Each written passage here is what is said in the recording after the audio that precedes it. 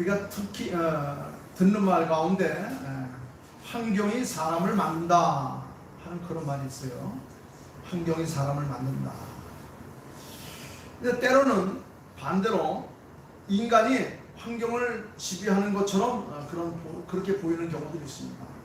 그러나 인간이 할 수 있는 것은 환경을 만들어가는 것이 아니라 오히려 환경의 모든 제약 중 극히 일부분, 그 일부분을 극복하고 개선하는 정도에 그칠 뿐이지, 궁극적으로는 모두가 다 환경에 의해서 영향을 받고 또 환경에 동화되면서 살아가게 되어 있습니다. 이처럼 인간이 환경에 의해서 영향을 받는 것은 바로 하나님께서 천지를 창조하신 창조의 섭리라고 말할 수 있습니다. 사람이 환경을 만든다. 사람이 어떻게 환경을 만들 수 있겠습니까?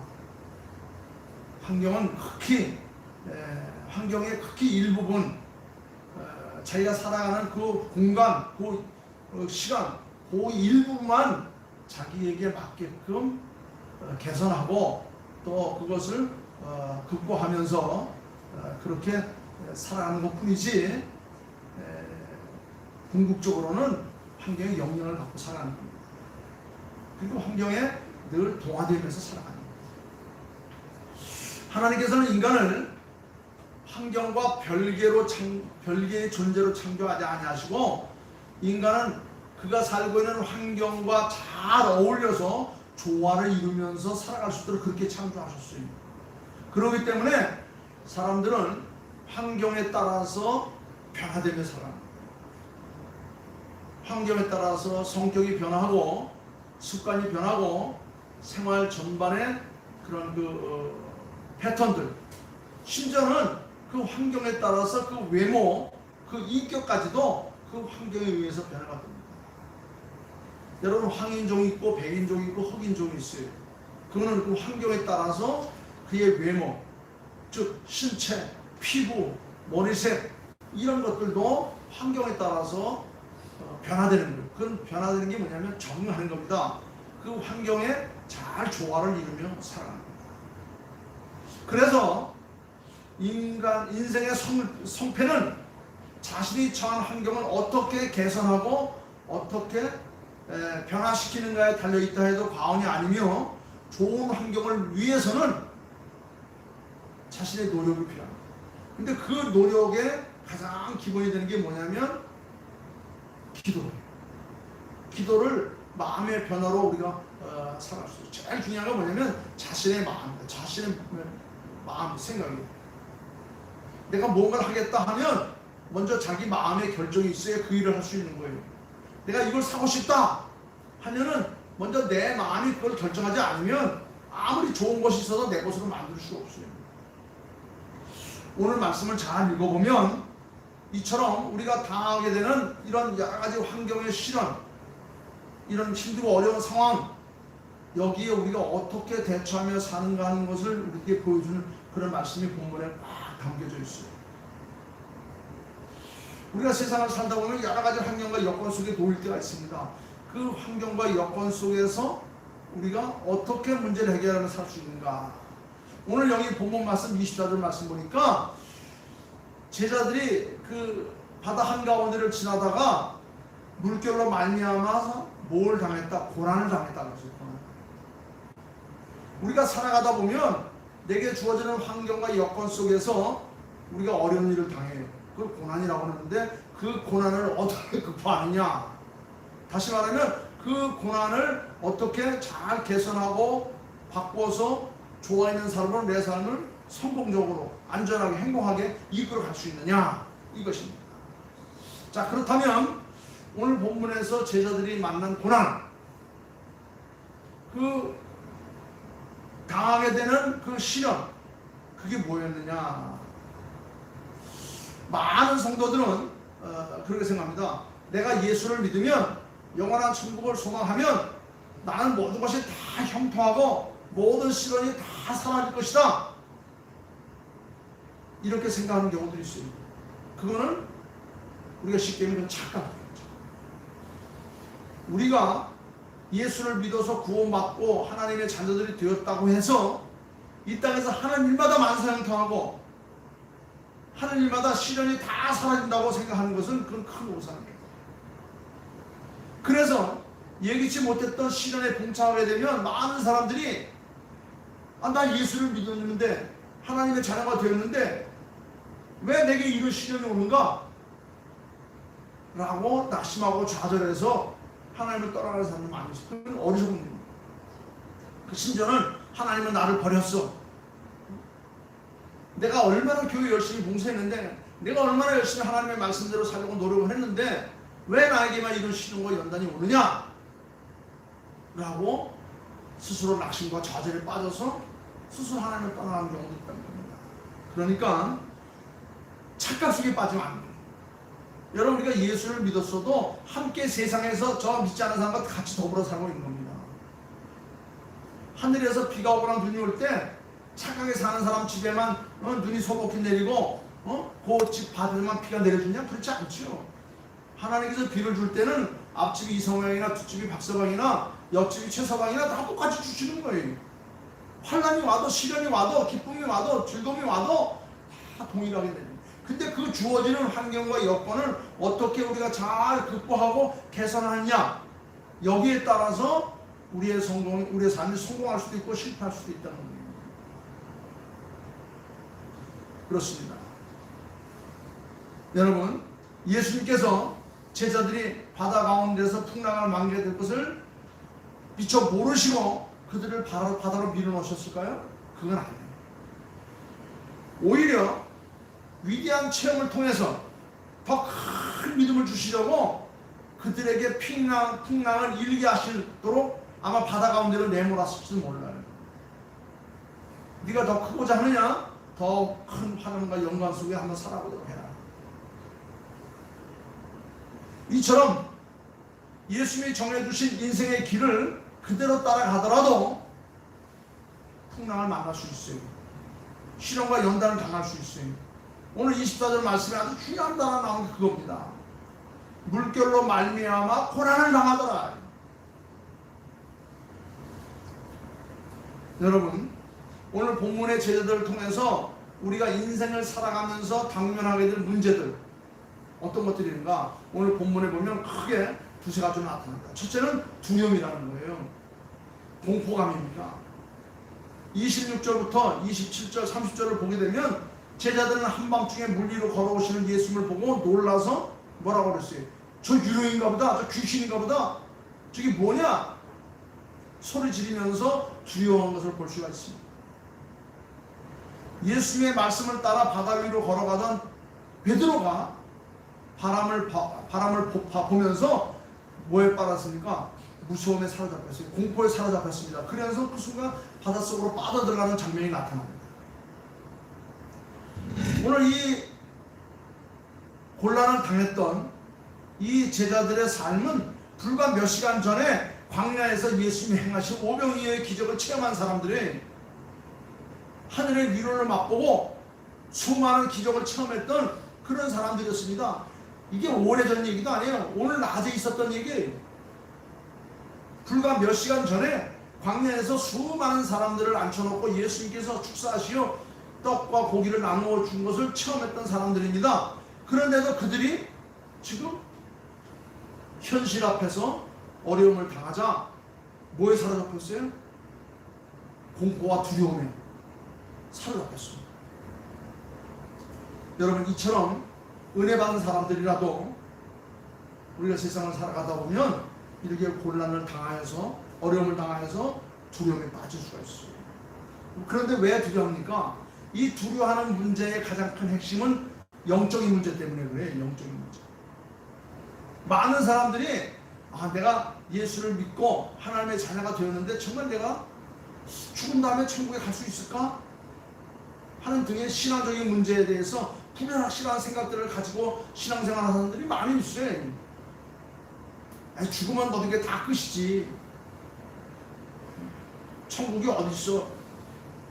예수 믿는 사람 가운데도 그렇게 생각하는 사람들이 많이 있어요. 그런 불확실한 생각들, 이것들이 바로 우리를 공포로 밀어넣습니다. 그 공포로 밀어넣는 가장 큰 핵심이 뭐냐면 영적 불안정 때문이에요. 영적 생활, 즉 신앙생활이 불확실하기 때문에 그걸 생활하는 겁니다. 방금 낮에 하늘을 축사하시어 떡을 얻어 먹었던 제자들이었습니다. 예수님을 따라다니면서 수많은 기적과 이적을 체험했던 사람들이, 그런데도 불구하고 그 사람들이 이렇게 현실의 어려움을 당하자 앞에 당했던 것을 새카맣게 잊어버리고 그냥 불안과 공포에 빠졌어요. 두려움에 사로잡히고 말았습니다.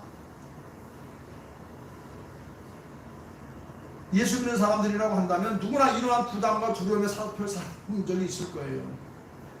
그러나 이러한 의문과 두려움은 모두가 다 어디서 비롯됐냐? 내가 믿는 예수 그리스도에 대한 무지개 때문에 오는 거예요. 주는 그리스도시요 살아계신 하나님의 아들입니다라고 고백을 해놓고도 예수의 부활을 믿지 못해서 손을 내밀어 보고 옆구리에 그 착장을 만져보는 이런 우를 범할 수가 있다는 겁니다. 그런데 왜 예수에 대한 무지가 그렇게 자꾸 튀어나오냐? 그의 삶 속에 종종 찾아오는 한밤중이 있기 때문에 그런 거예요. 밤중에. 여기 25절 말씀이니까 중요한 단어가 나오는데 밤사경에 있습니다. 캄캄한 밤에. 밤은 뭐냐? 앞이 보이지 않는 상황이죠. 영적 무지의 상태를 말하는 겁니다. 우리가 밤에 헤매면 안 돼요. 영적 문이 안 됩니다. 어두울 때는 빛을 비춰야 되죠. 안내자가 있어야 됩니다.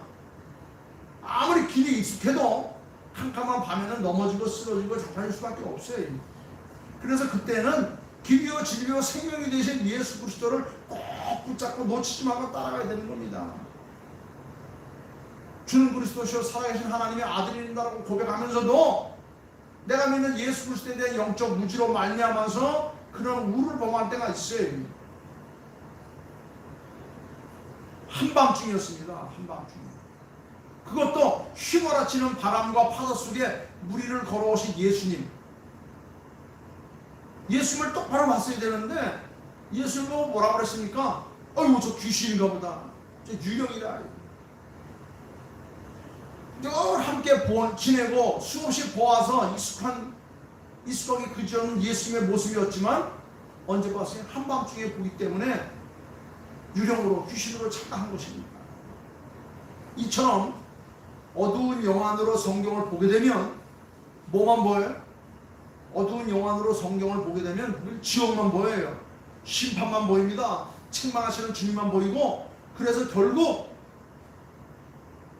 보면 볼수록 뭐에 사로잡히게 돼요? 두려움과 공포에만 빠지게 돼요. 하나님의 말씀을 보긴 보는데 밝은 영안으로 보지 않고 어두움으로 보니까 지옥만 보이는 거예요. 심판만 보이는 겁니다. 하나님의 책망만 보이는 거예요. 그래서 결국 두려움과 공포 속에 빠져가지고 그냥 이렇게 좌절해지고 마는 겁니다. 바로 이러한 영적인 문제로 인해서 우리의 신앙생활이 공포에 빠질 수가 있어요. 그리고 또 하나는 뭐냐면 두려워하는 또 하나의 이유는 육적인 문제 때문에 그래요. 여기 뭐라고 말합니까? 만일 주시거든 나를 명하여 무리로 오라 하소서. 호기롭게 나섰던 베드로가 바닷속으로 빠집니다. 왜? 자신을 믿었어요. 여러분 우리는 자신을 믿으면 안 돼요. 누굴 믿어요? 하나님을 믿는 겁니다. 인간만큼 연약한 존재가 어디 있어요? 나를 믿으니까, 내 건강을 믿으니까, 내 돈을 믿으니까, 내 학식을 믿으니까, 내 가족을 믿으니까 결국 그것으로 인하여서 발목이 잡히고 그것으로 인하여서 물속으로 빠져들어갈 수밖에 없는 거예요. 호기롭게 나서던 베드로가 정말 당신이 주십니까? 그러면 나로 하면 무리로 하면 오라고 하십시오. 내가 가겠습니다. 그리고 덤벙대고 뛰어들다가 결국 물속으로 빠져들었어요. 계속해서 주님만 바라보았다면 괜찮았을 것을 눈을 돌려서 바람을 보는 순간, 여러분 우리는 예수를 나의 구주로 믿고 따르는 사람들, 주는 그리스도시요 살아계신 하나님이 아니다라고 이미 고백을 했다고 한다면 이제는 믿음의 주 우리를 온전히 하신 오직 그 예수만을 바라보며 살아야 됩니다. 왜? 그는 내게 길이요 진리요 생명이기 때문에.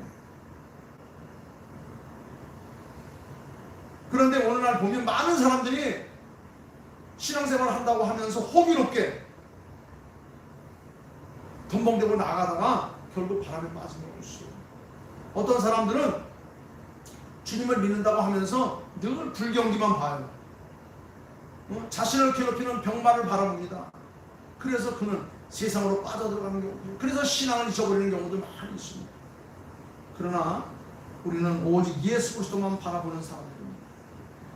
우리의 시선이 예수님께 고정되기만 하면 받았지만 아무 문제가 될 수가 없습니다. 내가 가진 것 없고 얻어놓은 것 없다 할지라도 오직 주님만을 바라보며 믿음으로 나아가게 되면 거침없는 거예요. 그런데 내가 가진 게 너무 많아. 그게 집이 되니까 그것으로 인하여서 내 발목이 잡혀서 바닷속으로 빠져들어가는 겁니다. 그걸 다 훌 털어버려야 되는 겁니다.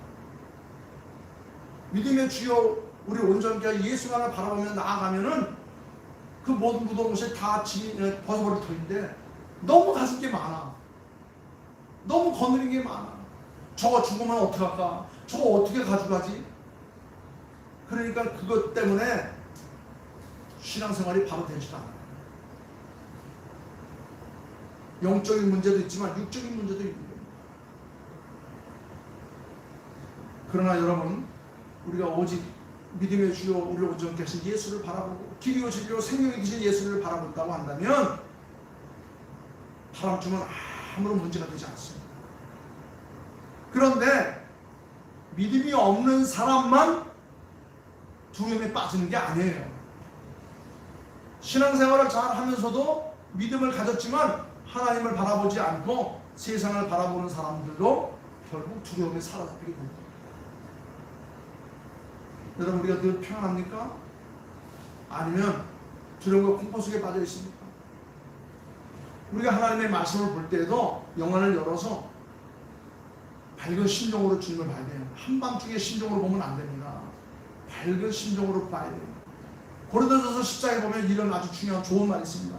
사람이 감당할 시험 밖에는 너희에게 당할 것이 없나니 오직 하나님은 미쁘시사 의롭고 좋으시사 그런 뜻이에요. 미쁘시사 너희가 감당치 못할 시험 당함을 허락하지 아니하시고 시험 당할 쯤에 또한 피할 길을 너희에게 내사 너희가 능히 감당케 하십니다. 하나님은 우리에게 감당치 못할 시험을 결코 허락지 않았다고 했습니다. 감당할 수 있는 시험, 우리가 감당할 수 있는 그런 것들을 우리 앞에 놓고 그걸 넘어가도록 하나님께서 그렇게 하신다는 겁니다. 여러분, 정말 중요한 건 바로 뭐냐면 우리의 마음이에요. 우리의 믿음입니다. 하나님의 말씀을 영안을 열어서 보고 그 말씀대로 사는 삶의 자세입니다. 2명의 사형수를 대상으로 생체 실험을 했답니다. 우리 몸에서 얼마만큼의 피가 빠져나가면 사망하는지를 확인하는 시험을 했다는 겁니다. 그래서 먼저 시험 대상에서 큰 주사기로 피를 한번 빼보았답니다. 그래서 한 번 빼보고 두 번 빼보고 마지막에 10번째쯤 빼니까 그 사람의 몸에서 피가 다 빠져나가서 숨졌다는 겁니다. 두 번째 사람도 한 번 또 실험하기 위해서 이번에는 두 번째 사람에게 팔을 쭉 내놓고 휘장으로 가려놓고 여기다 계속해서 주사기 바늘만 끼웠다가 뺐다 꼈다 뺐다 한다는 겁니다.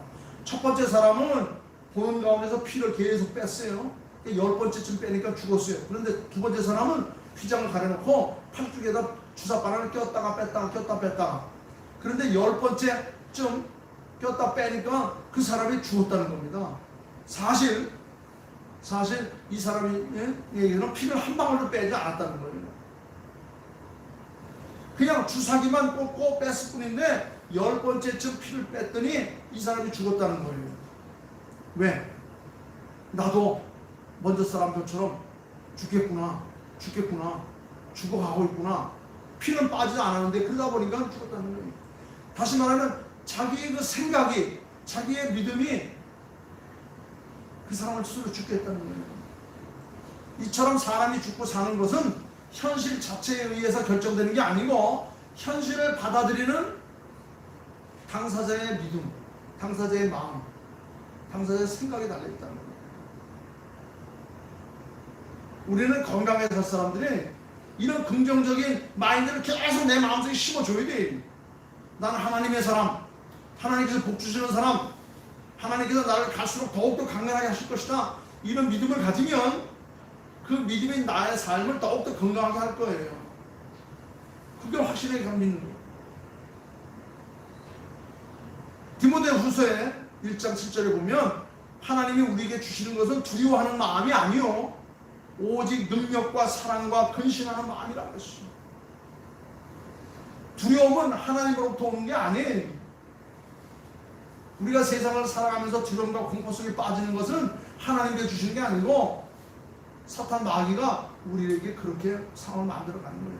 우리가 그걸 극복해야 됩니다. 그걸 이겨야 돼요. 그거를 조화롭게 내가 다시 변화시켜야 되는 겁니다. 사탄은, 악령은 사람의 마음의 연약한 부분을 틈타고 끼어들어서 우리에게 두려움을 심어줍니다. 공포를 새겨줍니다. 그러나 우리는 두려워하면 안 됩니다. 공포 세절 필요 없어요. 왜? 길이 있기 때문에. 예수 그리스도가 그 고난과 역경 속에서 헤어나올 수 있는 길이에요. 믿음의 사람들이 세상 생활을 하다 보면 주님에게서 점점 멀리 떨어지다 보면 바람에 거스려 물결로 말미암아 고난을 당하게 되어 있습니다. 그러나 그 고난을 이길 수 있는 방법은 바로 나와 함께 하시는 예수 그리스도를 바라보면서 그를 통해서 우리가 힘을 얻는 거예요. 우리는 예수를 어떻게 알습니까? 바로 우리에게 구원을 이루시는 거예요. 그러니까 우리 예수를 확실히 알아야 돼요. 두 번째는 28절 말씀 보니까 오늘날 그리스도인들이 당면하는 두 번째 뭐냐면 의심입니다. 불신앙. 28절에 이르죠. 주님, 만일 당신이 주님이시거든 나를 바다 위로 오르라 명하십시오. 지금 베드로가 앞에 나와 있는 그 유령 귀신을 예수님으로 확실하지 못했어요. 그래서 하나님, 네가 예수거든 나를 바다 위로 오라 명해봐라. 확실하지 못한 채 지금 말하고 있는 거예요. 확실하고 있지 못한 채 말하고 있는 거예요. 우리는 확신해야 됩니다.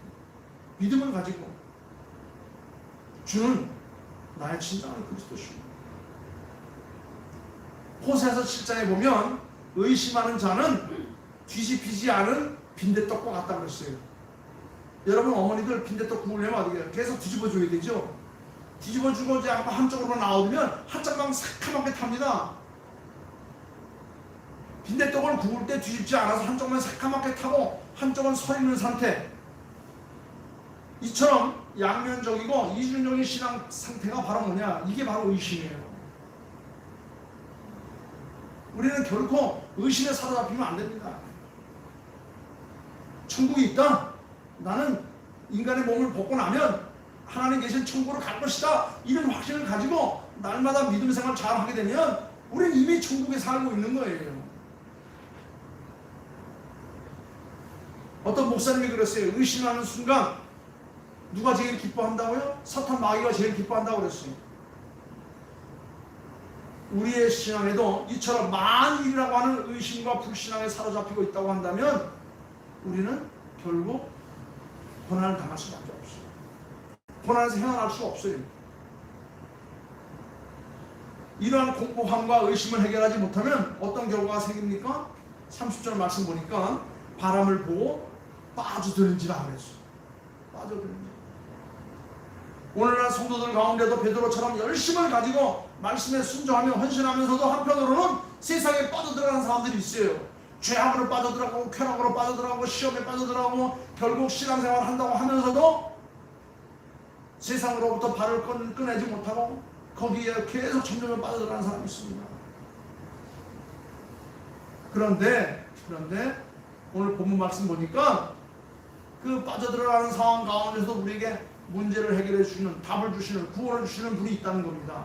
이걸 우리가 확신해요. 그게 누구냐? 예수 그리스도입니다. 이처럼 베드로가 의심하는 순간 빠져들어가고 있을 때에 예수님께서 그에게 손을 내미셨어요. 시험에 빠진 순간, 바로 이 순간 예수님이 필요한 겁니다. 그는 내 삶의 주인공이기 때문에, 내 삶을 이끌어 가시는 주자이기 때문에. 아무리 시험에 빠져도 예수님께 내 마음과 생활 속에 들어오시면 모든 두려움과 공포, 의심과 불신앙으로 인해서 실족 같은 생활들이 어떻게 회복이 되는 겁니다. 바람을 몰고 물에 빠져들어가던 베드로와 풍랑 앞에 무서워 떠는 모든 제자들에게 예수님은 뭘 내밀었어요? 구원의 손길을 내밀었습니다. 그 구원의 손길을 붙잡기만 하면, 놓지만 않으면 우리 주님은 절대로 놓지 않아요. 두려움과 의심으로 인해 생겨나는 영적이고 육적인 모든 문제 해결을 우리는 인생의 주인이시고 우리를 영원한 천국으로 인도하실 길이요 진리요 생명이신 예수님 앞에 맡긴 사람들이 이것을 확신할 때에 우리의 삶의 성공이 오는 거예요. 우리는 뭐예요? 믿음으로 사는 사람들이에요. 세상 사람들과 모양은 같고 환경은 같아도 사는 방식이 달라요. 그들을 부러워할 거 없습니다. 그들을 따라할 거 없어요. 여러분, 두려움과 의심으로 인해 생겨나는 모든 영적이고 육적인 모든 문제, 이걸 해결할 수 있는 방법은 믿음의 주요, 우리를 온전케 하신 예수 그리스도가 내게 있다고 하는 것입니다. 세상 사람들이 그게 없어요. 다른 건 다 있는데. 세상 사람들은 돈도 있고 권세도 있고 명예도 있고 모든 게 다 있어요. 그런데 그들에게 없는 딱 가지가 뭐냐면 길이요 진리요 생명이신 예수 그리스도가 없다는 겁니다. 예수님은 풍랑이 있는 바닷속에 빠져들어가고 있는 제자들을 향해서 뭐라고 말합니까? 안심하라, 내니 두려워 말라. 그리고 31절 말씀 보면 바람을 보고 바다에 빠져가는 베드로의 손을 붙잡으시면서 뭐라고 말했어요? 뭐라고 말했습니까? 정말 중요한 말이에요. 31절 같이 한번 읽어보겠습니다. 다 같이 시작. 예수께서 즉시 손을 내밀어 그를 붙잡으시며 이르시되 믿음이 적은 자요 왜 의심하느냐. 여러분, 의심하면 안 됩니다. 불신앙의 사람은 천국을 갈 수 없어요. 믿음으로 가는 겁니다. 믿음으로. 바람을 보고 빠져가는 믿음의 사람들, 주님께서 하십니다. 네가 믿음을 가졌느냐? 왜 의심하느냐? 이처럼 주님의 말씀에는 위로와 책망, 양면성이 있어요. 우리를 위로하시기도 하지만 우리를 책망하기도 합니다. 낙심한 사람에게는 위로를 주십니다. 그러나 기고만장했던 사람은 책망하십니다. 선한 양심을 가지고 살려고 애를 쓰는데도 환난을 당하고 고통을 당하는 사람들을 주님이 찾아와서 우리를 붙들어 일으켜 세워줍니다.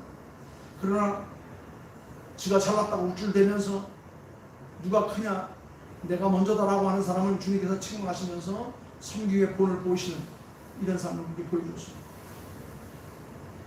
주님이 배에 오르셨을 때 제자들의 생명을 위협했던 모든 풍랑과 물결은 다 잔잔해진 것처럼 예수님과 함께할 때 내 삶의 모든 의심과 두려움 다 사라지고 내게 뭐가 회복돼요? 평안과 위로가 회복되는 거예요.